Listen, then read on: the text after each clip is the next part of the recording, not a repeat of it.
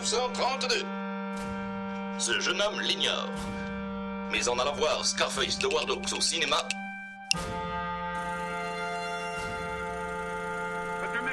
puis en devenant quelques années plus tard un petit délinquant, il allait déclencher les premières mises en accusation de la violence provoquée par le cinéma. 1954. Alors que le comics connaissait son âge d'or, que sang et créatures étaient plébiscités par le jeune public, les éditeurs s'associèrent pour créer la CCA, une norme visant à réglementer l'usage de la violence. 1960. Les étudiants de l'industrie du Massachusetts développent ce qui allait devenir le premier jeu vidéo. Plusieurs années après, c'est toute une industrie qui se met en place.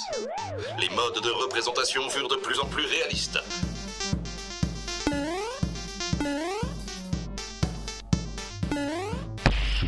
Ce qui valut les mêmes mises en accusation que précédemment.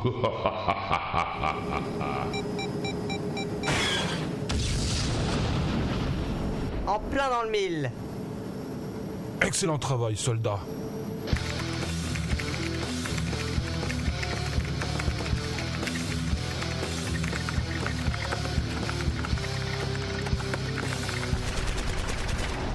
Je savais pas que ça serait aussi bien en vrai. En plus, on est super bien entraînés.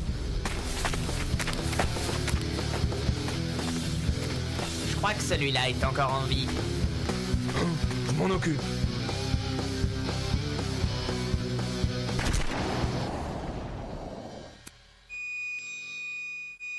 Demandons-nous simplement comment un enfant ou un adolescent complètement immergé pendant des heures, chaque jour, dans un monde virtuel fait de violences gratuites, de meurtres, de tortures, sort-il du jeu?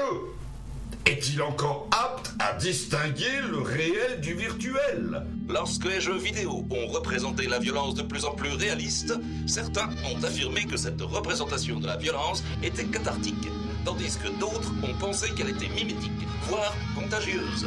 Quoi qu'on en dise, cette société qui veut rejeter toute forme de violence repose sur l'esprit de compétition et par là même sur l'anéantissement de l'autre. Ce sont ces schémas que les jeux vidéo violents mettent en scène.